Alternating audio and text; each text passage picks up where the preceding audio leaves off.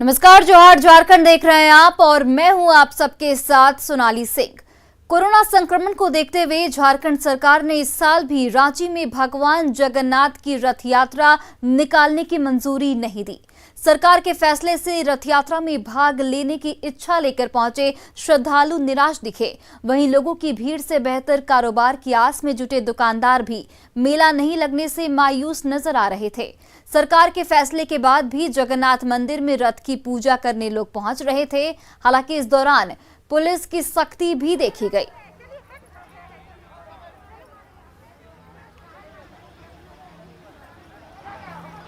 और देखिए, कोरोना संक्रमण को मद्देनजर रखते हुए सरकार ने इस बार जगन्नाथ रथ यात्रा को मंजूरी नहीं दी गई है, जिससे श्रद्धालुओं में मायूसी जरूर है। लेकिन ये समझना भी बेहद जरूरी है कि ये फैसला हमारे और आपके लिए ही लिया गया है। और देखिए, पुलिस भी इस दौरान सख्ती से पेश आ रही है। जिस तरीके से कोविड प्रोटोकॉल का जो लोग पालन नहीं कर रहे हैं, उनसे सख्ती भी की जा रही है पुलिस के द्वारा। चलते जो है ना, आदमी को बुलाया नहीं था, लेकिन अपने अपने भीड़ हो जा रहा है, तो इसमें क्या करे यार। तो ये को मरम्मत करते हैं और खूब ध्यान दे के बनाते हैं। इस बार तो रथ नहीं चल रही है और क्या कहे, सभी अति श्रद्धा वाले दुखी हैं कि रथ क्यों नहीं चल रहे हैं। क्या ये लॉकडाउन के कारण हम लोग एकदम फेरी वाला भूखे मर रहे हैं। कोई मेला बासुकीनाथ नहीं चल रहा है, बाबा धाम नहीं चल रहा है। जगन्नाथ यहाँ आए हैं, यहाँ भी देखिए हालत खराब बंद है, इसलिए तो यहाँ आए हैं। प्रसादी नहीं चढ़ाने दे रहे हैं, कोई क्या करेंगे। रोड में से फोड़ के हम आए हैं नारियल। वहीं गुमला के करौंदी में महाप्रभु जगन्नाथ मंदिर में भी सरकार के फैसले के बाद रथ यात्रा पर रोक है, लेकिन लोगों में उत्साह अभी भी देखा जा रहा है। जनजातीय इलाके में महाप्रभु की इस यात्रा को चलती रथ यात्रा के नाम से जाना जाता है। हालांकि इस बार कोरोना महामारी की वजह से मेला नहीं लगा है और मंदिर के भीतर ही पुरोहित पूजा की परंपरा निभा रहे हैं। ऐसे में महाप्रभु के वस्त्रों को मौसीबाड़ी पहुंचाकर रथ यात्रा की रस्म पूरी की जाएगी। भगवान जगन्नाथ की रथ यात्रा के पावन मौके पर मुख्यमंत्री हेमंत सोरेन ने रांची के जगन्नाथ मंदिर में पूजा अर्चना की। इस मौके पर सीएम ने कहा कि कोरोना संकट की वजह से पिछले साल भी रथ यात्रा नहीं निकाली गई थी। उन्होंने वैश्विक महामारी से राज्य और देश के साथ पूरे विश्व को भी बचाने की भगवान से कामना की। आस्था के प्रतीक हम अपने अपने घरों में ही, अपने अपने दिल में ही भगवान की आराधना कर रहे हैं। आज मैं भगवान का पट बंद होने के बावजूद मैं उनके दरवाजे के चौखट पे आया हूं और सर झुकाकर इस राज्य को, इस देश को इस संक्रमण से बाहर निकालने की विनती कर रहा हूं, ताकि हम बरसों से चले आ रहे हमारी जो श्रद्धा है उसको हम पुनः चालू कर पाएं, आगे बढ़ पाएं। और चलिए अब आपको दिखाते हैं रथ यात्रा की दो तस्वीरें। ये तस्वीरें हैं उड़ीसा के पुरी और गुजरात के अहमदाबाद की, जहां कोरोना संक्रमण के साए में रथ यात्रा निकाली जा रही है। देखिए, हम आपको दो तस्वीरें दिखा रहे हैं। एक उड़ीसा के पुरी की तस्वीर है और एक अहमदाबाद की तस्वीर है। उड़ीसा के पुरी में विख्यात भगवान जगन्नाथ रथ यात्रा आज निकाली जा रही है। कोरोना संक्रमण को लेकर सुप्रीम कोर्ट ने रथ यात्रा के लिए कुछ शर्तें तय की हैं, जिससे धार्मिक मान्यताएं भी बनी रहे, साथ ही लोगों के स्वास्थ्य से भी खिलवाड़ नहीं हो। वहीं अहमदाबाद में भी भगवान जगन्नाथ की रथ यात्रा कोरोना संक्रमण के साए में निकाली गई। यहां रथ यात्रा सामान्य मार्ग की जगह मंदिर परिसर के अंदर ही निकाली गई और मंदिर में ही सारे धार्मिक अनुष्ठान पूरे किए गए।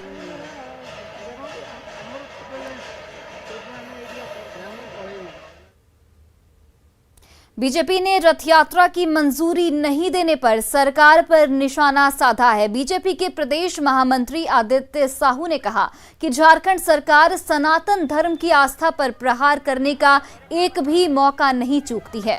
उन्होंने सवाल भी पूछा कि जब पुरी में रथ यात्रा नियम और शर्तों के साथ निकल सकती है तो रांची में क्यों नहीं निकाली जा सकती। झारखंड की सरकार सनातन की आस्था पर प्रहार करने का एक भी मौका नहीं चूकती।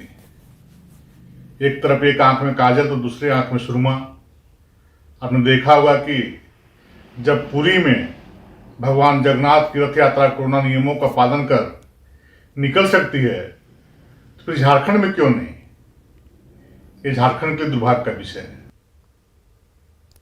वहीं जेएमएम ने रथ यात्रा पर रोक के फैसले पर सरकार का बचाव किया। पार्टी प्रवक्ता ने कहा कि सरकार ने हाईकोर्ट के सलाह के बाद जनहित में ये फैसला लिया है। पार्टी प्रवक्ता ने कोरोना की तीसरी लहर की दस्तक के बीच आस्था के साथ लोगों का भी ख्याल रखे जाने को प्राथमिकता बताया है। निश्चित तौर पर जो फैसले लिए गए हैं सरकार की तरफ से वो सराहनीय है। सभी लोगों को बचाना है संक्रमण से। तीसरे लहर की भी आहट सुनाई पड़ रही है। तो जो सरकार का निर्णय है हम सभी लोगों को उनके साथ चलना चाहिए। विपक्ष को भी इसमें सकारात्मक भूमिका निभानी चाहिए। हाईकोर्ट ने स्पष्ट रूप से कहा कि जो भी उचित हो सरकार फैसला ले और सरकार ने फैसला लिया है। यहाँ के लोगों को सुरक्षित रखना प्राथमिकता है और उसी के तहत यह निर्णय लिया। और देखिए, देवघर श्रावणी मेला नजदीक है, उसके बाद भी बाबा बैद्यनाथ मंदिर खुलने की संभावना नहीं के बराबर है। सरकार की ओर से भी अब तक कोई फैसला इस ओर नहीं लिया गया है। फिर भी देवघर में बड़ी तादाद में बिहार और झारखंड के विभिन्न जिलों से श्रद्धालु पहुंच रहे हैं। बाबा बैद्यनाथ मंदिर के बाहर ही चारों निकास द्वार पर पूजा कर रहे हैं। इस दौरान सोशल डिस्टेंसिंग की धज्जियां भी लोगों के द्वारा उड़ाई जा रही है। भीड़ को कंट्रोल करने के लिए कोई व्यवस्था फिलहाल नहीं की गई है। देवघर जब से बंद है तब से नहीं आए हैं, पर अब हम लोग पूरे परिवार ने निर्णय लिया कि नहीं, अब जो है हम लोग एक बार जाके दर्शन करके बाबा का आएंगे। इसलिए हम लोग आज आए हैं दर्शन करने। और मंदिर तो बंद है, बाहर से दर्शन करेंगे, पर मन संतुष्टि हो जाएगा थोड़ा सा कि आए। मुख्यमंत्री हेमंत सोरेन राज्यपाल द्रौपदी मुर्मू को विदा करने के लिए बिरसा मुंडा एयरपोर्ट पहुंचे। मुख्यमंत्री ने अपनी पत्नी कल्पना सोरेन सहित राज्य के वरीय अधिकारियों की उपस्थिति में उन्हें बुके देकर विदाई दी और द्रौपदी मुर्मू अपने राज्य उड़ीसा के लिए प्रस्थान कर गई हैं।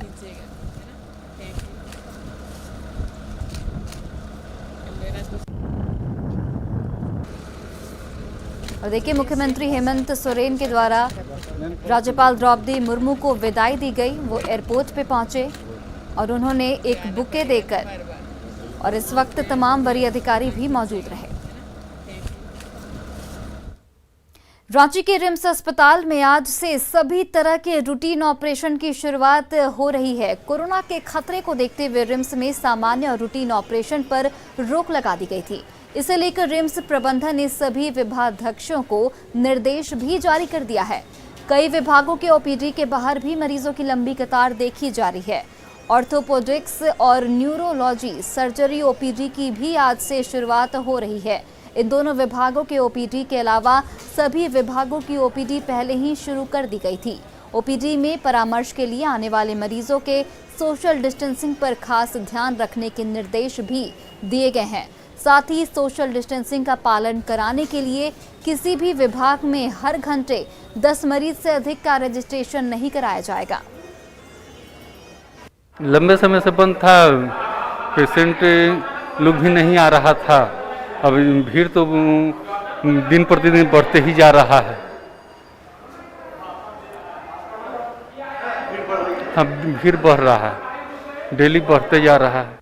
रांची के रिम्स हॉस्पिटल में आज सोमवार से सभी तरह की ओपीडी की शुरुआत कर दी गई है। आप तस्वीरों के माध्यम से देख सकते हैं कि काउंटर पर किस तरह से भीड़ है। रांची के रिम्स में आज से सभी ओपीडी को खोल दिया गया है। हालांकि कोरोना संक्रमण को देखते हुए ये 2 महीना एहतियात के तौर पर बंद रखा गया था। आप तस्वीरों के माध्यम से देख सकते हैं कि किस तरह से यहाँ लोग सुबह से लाइन में लगे हुए हैं और अपनी बारी का इंतजार कर रहे हैं। एक सप्ताह पहले ही ओपीडी के कई विभाग को खोला गया था, उसके पहले भी ओपीडी के कई विभाग में खोला गया है। सुदूर ग्रामीण इलाकों से आकर लोग यहाँ इलाज कराते हैं। झारखंड के सबसे अच्छे हॉस्पिटल रिम्स में यहाँ लोग इलाज कराने आते हैं। अब देख सकते हैं तस्वीरों के माध्यम से किस तरह से यहाँ पे भीड़ है काउंटर में, सुबह से अपनी बारी का इंतजार कर रहे हैं। निरंजन, न्यूज़ 18 रांची। जमशेदपुर में एमजीएम कॉलेज के ईएनटी विभाग में इन दिनों ऑटोमाइकोसिस संक्रमित मरीजों की संख्या बढ़ने लगी है। रोज 50 से 60 मरीज इस बीमारी से संक्रमित सामने आ रहे हैं। सभी मरीजों को कान में दर्द की शिकायत है। कान में पानी जाने के कारण फंगल इन्फेक्शन हो रहा है। डॉक्टरों ने सलाह दी है कि लोग कान में पानी नहीं जाने दें। कान की सफाई करने के लिए गंदी लकड़ी, कागज, माचिस की तिल्ली का इस्तेमाल नहीं करें। कान में बस पानी नहीं जाने देना चाहिए। यूजुअली लोग ऐसे वॉश करते हैं ना ईयर या ये तेल डालते हैं, तो ये सब चीज़ नहीं करना चाहिए। ये फंगल जो ग्रोथ है उसको फ्लरिश करता है, मतलब और बढ़ता है उससे फंगल ग्रोथ। गिरिडीह के तीसरी प्रखंड में इन दिनों डायरिया का प्रकोप बढ़ गया है। मनसाडीह पंचायत के ग्राम कुंडी गांव में 1 महीने से लोग लगातार डायरिया की चपेट में आ रहे हैं, जिससे गांव में अब तक 3 लोगों की मौत हो चुकी है, जबकि कई बीमार लोगों का अस्पताल में इलाज भी जारी है। विभाग के खिलाफ जब लोगों ने प्रदर्शन शुरू किया तो स्वास्थ्य विभाग नींद से जागा, जिसके बाद बीमार लोगों को प्राथमिक स्वास्थ्य केंद्र में भर्ती कराया गया है और कुएं के पानी में ब्लीचिंग पाउडर का छिड़काव किया गया है। गांव में स्वच्छ पेयजल की कोई सुविधा नहीं होने की वजह से ये लोग आज भी कुएं और नदी नालों का गंदा पानी पीने को मजबूर हैं और बरसात के दिनों में पानी गंदा हो जाने से बीमारी का प्रकोप बढ़ जाता है। हम लोग का पता नहीं है, लेकिन वो नदी का पानी पीने के बाद में हुआ। अभी कितना लोग बीमार है? कहाँ इलाज चल रहा है? अभी देवरी में चल रहा है, आपको जमुआ में चल रहा है, कुछ गिरिडीह में है, कुछ देवघर में है। एक सुखदेव पंडित को आपको ये धनबाद रेफर कर दिया। 25 दिन के अंदर 3 आदमी मतलब से डायरिया से हम डेट कर गए हैं। तब लगा हमको तो कोई पता नहीं। आखिर यहाँ इस तरह का जो बीमारी जो फैलता है, हमको कम से कम जानकारी होना चाहिए। हम तुरंत विभाग को हम इन्फॉर्मेशन कर देते हैं। गिरिडीह के तालको हेम्ब्रम की मौत मुंबई में काम करने के दौरान हो गई। मृतक तालको तीसरी प्रखंड के सेवाटांड का निवासी था। मुंबई से एम्बुलेंस के जरिए उसके शव को सेवाटांड लाया गया। आपको बता दें कि मृतक तालको हेम्ब्रम उसी बुधनी सोरेन का बेटा था, जिसकी मौत भूख से हुई थी। बुधनी की मौत के बाद झारखंड की भी राजनीति गर्म हो गई थी और कई सामाजिक संगठनों ने सरकार को कटघरे में भी खड़ा कर दिया था उस दौरान। वहीं पूर्व मुख्यमंत्री बाबूलाल मरांडी ने बुधनी सोरेन के एक बेटे को गोद लेने का भी ऐलान किया था।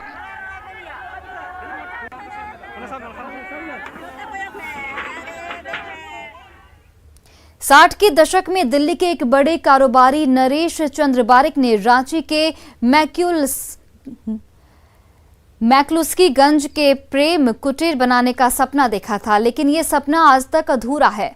पर्यटन विभाग ने यहाँ 5 साल पहले सौंदर्यीकरण का काम कराया था, जिसके बाद कुछ पर्यटक भी आने लगे, लेकिन अधूरे प्रेम कुटीर को देखकर हर कोई निराश दिखता है।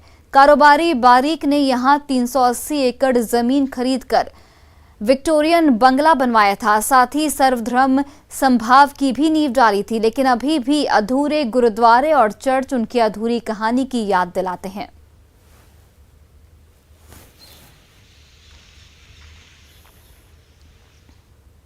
घाटशिला प्रखंड के शहरी और ग्रामीण क्षेत्र में लगभग 30 साल पहले आदिम जनजाति के सबर और बिरहोर समाज के लोगों को आवास योजना के तहत घर मिला था, लेकिन अब आवास की स्थिति ऐसी हो गई है कि इसमें रहना खतरे से भी खाली नहीं है। आवास जर्जर हो चुके हैं। वहीं ऐसे में सबर परिवार अब अपने जर्जर आवास को छोड़कर झोपड़ी में रहने को मजबूर हैं। बरसात के दिनों में परेशानी बढ़ जाती है। गांव में पेयजल की भी समस्या है। सब गिर गया है और मकान भी बना दिया है। अभी मकान सब टूटा हुआ है। अभी 10 साल से ज़्यादा हो गया है घर से टूट के। कैसे रहते हैं आप लोग बरसात में? बरसात में अभी रहते हुए पुअर का झोपड़े में। लोहरदगा के जंगलों में पेड़ों की अवैध कटाई लगातार जारी है। वन विभाग की सुस्ती से तस्कर कीमती सखुआ के पेड़ लगाकर काटते जा रहे हैं, जिसके कारण सरकार को लाखों का नुकसान हो रहा है। वहीं वन विभाग का दावा है कि ग्रामीण स्तर पर वन संरक्षण समिति बनाई गई है, पेड़ों की निगरानी होती है। ऐसे जैसे ही पेड़ों की कटाई की सूचना मिलती है तो विभाग कार्रवाई जरूर करता है। कहीं से भी सूचना मिलती है हम लोग तुरंत टीम भेजते हैं और जब्ती और गिरफ्तारी की कार्रवाई की जाती है। कई मामलों में गिरफ्तारी कम होती है क्योंकि लोग भाग जाते हैं, तो हम लोग अवैध लकड़ी को जब्त करके ले आते हैं। इसमें एक अहम रोल गांव वालों का है कि हर ग्राम में एक समिति बनाई गई है, वन सुरक्षा समिति। उनका दायित्व है कि वो अवैध कटाई को रोके और उसमें हम लोग को वन विभाग को सूचित करें। गिरिडीह के गादी श्रीरामपुर पंचायत में मनरेगा के तहत सड़क का निर्माण कराया जा रहा है, लेकिन इसमें ठेकेदार मजदूरों को काम देने के बदले जेसीबी और ट्रैक्टर का इस्तेमाल करा रहा है, जिसका ग्रामीणों ने विरोध किया और जेसीबी और ट्रैक्टर ड्राइवर को भगा दिया। ग्रामीणों ने अधिकारी और ठेकेदार पर लूट मचाने का भी आरोप लगाया है। नियमों के अनुसार मनरेगा योजना में मजदूरों से काम कराना है, जेसीबी और ट्रैक्टर का प्रयोग नहीं करना है, लेकिन ठेकेदार अपने फायदे के लिए नियमों को ठेंगा दिखा रहा है। लगता है कि यहाँ पर अब कुछ होगा क्योंकि मशीन से काम चल रहा है। अब लेबर लोग को खाली पेट में लात मारा जा रहा है। क्या ऐसा क्या हो रहा है कि लेबर लोग को पेट में लात क्यों मारा जा रहा है? मैं पूछना चाहता हूँ सरकार से कि लेबर के पेट में लात क्यों मारा जा रहा है? आज मशीन से काम क्यों चल रहा है? ये मशीन से काम नहीं चलना चाहिए और इसको कड़ी से कड़ी सजा देना चाहिए। और ये जेसीबी क्यों है? मनरेगा का काम है, ये पब्लिक से कराना चाहिए, मजदूर से कराना चाहिए, और वो काम जेसीबी से करवा रहा है, ट्रैक्टर से बाल डलवा रहा है, ट्रैक्टर से बाल उठवा रहा है। यही तो गाँव का हमारे गोड्डा जिला कोरोना मुक्त हो गया है। जिले में कुल 2 मरीज बचे थे। दोनों मरीजों को नेगेटिव होने पर हॉस्पिटल से डिस्चार्ज कर दिया गया है, लेकिन दूसरी तरफ एक बार फिर से लोग कोरोना गाइडलाइन की धज्जियां उड़ा रहे हैं। बाजारों में लोगों की भीड़ देखी जा रही है। लोग मास्क नहीं लगा रहे हैं और सोशल डिस्टेंसिंग का पालन भी नहीं कर रहे हैं। ऐसे में फिर से संक्रमण बढ़ने का खतरा बढ़ जाता है। बाजार का जायजा लिया हमारे सहयोगी गौरव झा ने। स्वास्थ्य विभाग द्वारा जारी सूचना के मुताबिक गोड्डा के लिए एक शुभ संकेत है कि गोड्डा भी अब कोरोना मुक्त है। कल 2 मरीज थे, उन्हें डिस्चार्ज कर दिया गया है और गोड्डा में अब कोरोना की संख्या जो है, कोरोना मरीज की जो संख्या है वो 0 है। लेकिन उसके बावजूद बाज़ारों की भीड़ जो है ये इस ओर इशारा कर रही है कि किस तरीके से लोग कोरोना को आमंत्रित कर रहे हैं। बेखौफ बाज़ारों में जो भीड़ है, बिना मास्क के लोगों की जो आवाजाही है बाज़ारों में वो नहीं थम रही है। सुबह से ही लगातार बाज़ारों में भीड़ बनी रहती है और अगर कोरोना अब गोड्डा में नहीं बचा है, कोरोना के मरीज नहीं बचे हैं, इसका कतई तात्पर्य ये नहीं है कि इस तरीके की लापरवाही गोड्डा में इशारा कर रही है कि किस तरीके से लोग बेपरवाह हैं। गौरव झा, न्यूज़ 18 गोड्डा। बारिश की वजह से जरबेरा फूल की खेती करने वाले किसान बेहद परेशान हैं। जामताड़ा के मोहरा गांव के किसान अंचित विश्वास ने पहली बार वैज्ञानिक तरीके से जरबेरा फूल की खेती पॉली हाउस में की। फूल भी काफी बेहतर तैयार किया गया था, जिससे अच्छे आय की उम्मीद भी लगाई जा रही थी। लेकिन पहले तो लॉकडाउन लगने के कारण बाजार नहीं मिला और अधिकतर फूल खराब हो गए। जब बाजार खुला तो पिछले 1 सप्ताह में हुई बारिश ने फूल और पौधों को पूरी तरह खराब कर दिया है, जिससे काफी नुकसान हुआ है। और मेरा यहाँ आत्मा के सहयोग से 100% सब्सिडी में ये पॉली हाउस और जरबेरा प्लांटेशन हुआ। उसके बाद मेंटेनेंस हम किए, बहुत अच्छा फूल भी हुआ। लेकिन शुरू में लॉकडाउन मिल गया, लॉकडाउन में फूल एकदम नहीं बिका। उसके बाद लॉकडाउन ख़त्म होते होते फिर जब ट्रांसपोर्ट चालू हुआ, मार्केट चालू हुआ, लेकिन बारिश में टोटल ख़त्म हो गया। रमणीक रांची के तहत राजधानी को सुंदर बनाने की कोशिश लगातार जारी है। इस बीच निगम ने गिफ्ट डीड को लेकर बिल्डरों पर शिकंजा कसने की तैयारी में है। गिफ्ट डीड के तहत बिल्डरों ने नगर निगम को तो जमीन दे दी, लेकिन सिर्फ कागजों पर। अब भी वो उस जमीन पर कब्जा जमाए बैठे हैं। दरअसल बिल्डिंग बायलॉज के अनुसार किसी भी मल्टी स्टोरेज बिल्डिंग का नक्शा पास करने के एवज में गिफ्ट डीड के तौर पर निगम को बिल्डर जमीन देते हैं, लेकिन अब भी बिल्डर उस जमीन पर कब्जा जमाए हुए हैं।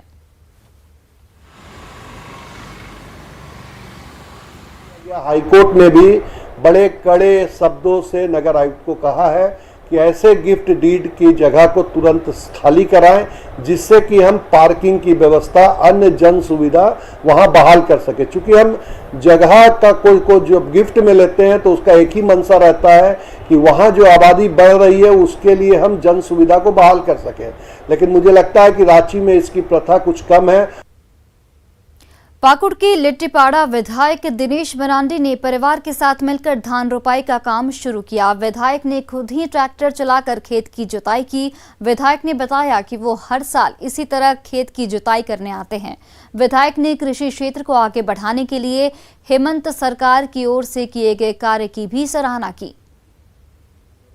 दादा दादी और मेरे पूर्वज जो सभी खेतिहर थे, मेरे पिताजी भी हम लोग को एक ही चीज़ सिखाते थे कि ज़िंदगी में कुछ भी कर लो, कितना भी पढ़ लो, कहीं भी काम करो, लेकिन खेती करना मत छोड़ो। और कोरोना काल में ये चीज़ का एहसास बहुत ही गहन रूप से हुआ हम लोग को कि अगर किसान खेती नहीं करता तो कोरोना काल में जिस तरीके से बंदी था पूरा देश दुनिया, तो खाने के लिए चावल दाल भात सब्जी नहीं मिलता।